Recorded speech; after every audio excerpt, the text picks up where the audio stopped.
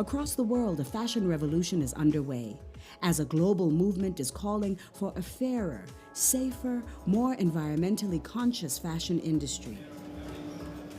Under this banner, hashtag #WhoMadeYourClothes became a global social media campaign and took Instagram in particular by storm.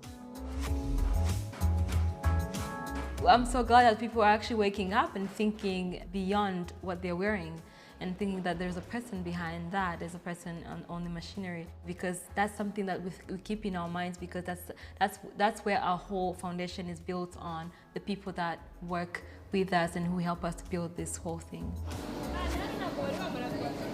In Rwanda, local designers were already way ahead of the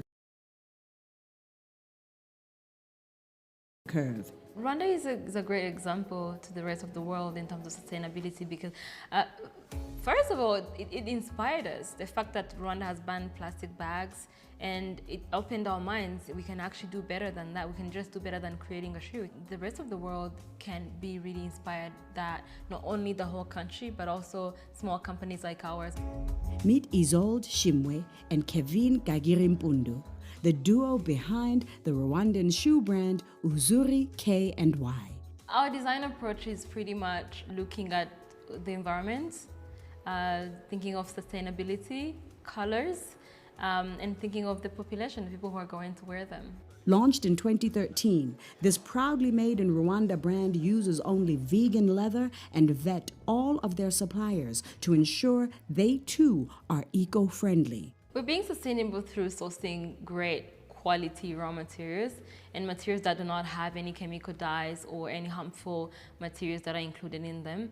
And number two, we recycle some of the materials. Some of them are made locally, like they're made out of sisal, and others are recycled tire.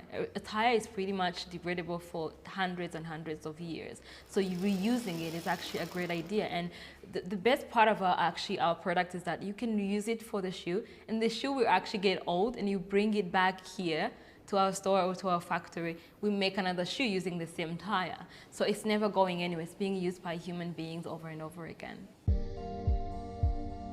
Their journey began as university students, where they both studied design. Our sketchbooks included clothing, handbags, shoes, everything else, accessories. We decided to focus on one thing. It's a need, not just a want, but also a need for people, a necessity for people. So we decided to focus on shoes. They recognized very early on that fashion can be a tool to empower their community. I remember reading online that unemployment in Rwanda is really rising among young people, and we're like, actually we can do something. We can do something that includes way more people than just the two of us. Instead of us getting a salary, we can actually include way more people in Rwanda, and that's what we wanted to do, and that's what we're continuing to do today. Since setting up shop, they have made over 70,000 pairs of shoes, all of which have been handmade by local Rwandans. So far, we have trained 700 people to be shoemakers, and that's the biggest part where we become very proud of, because some of them are our employees already, and others have started their own small businesses. We continued the culture of training everybody who came into our team to make sure that they understand the authenticity we're looking for, and that we're making this to not just make a shoe, but to make something that could that could put Rwanda on the fashion map in the world.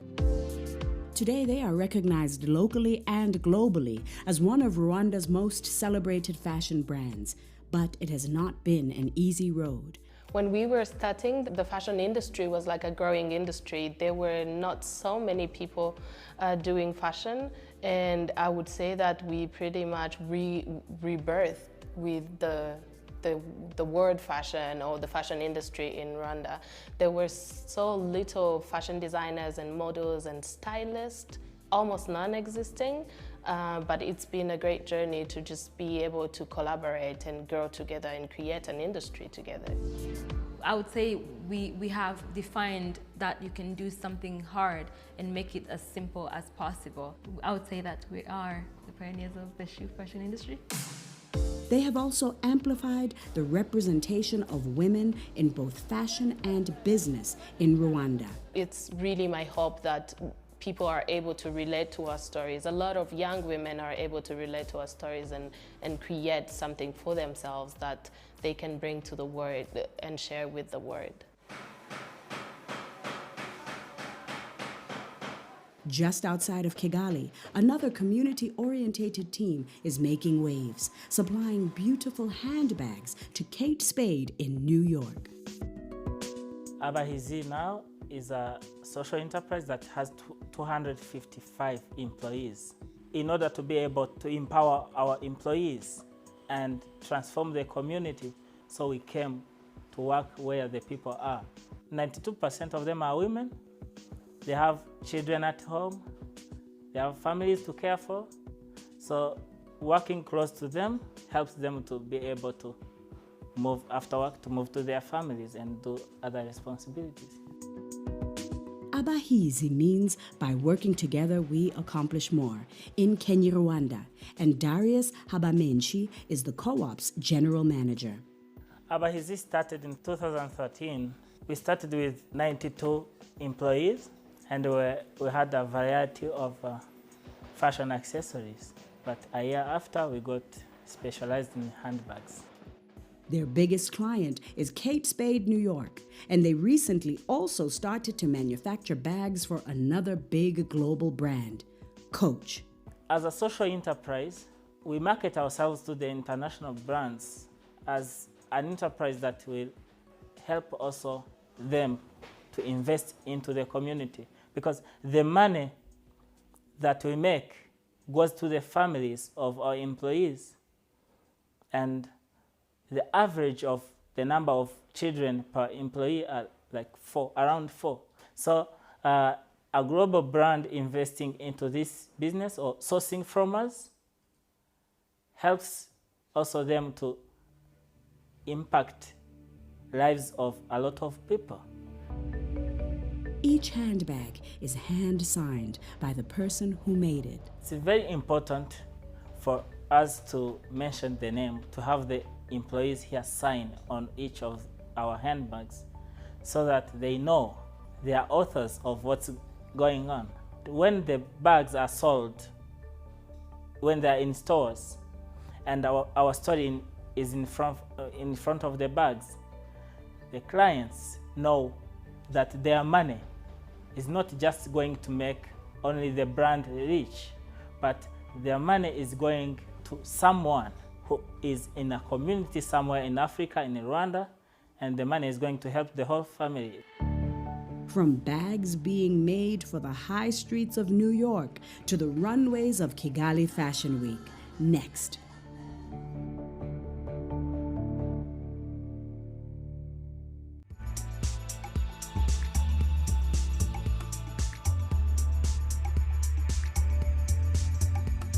The Rwandan fashion industry is young and booming. From fashion meets art to bespoke menswear, accessories, and haute couture fused with traditional design.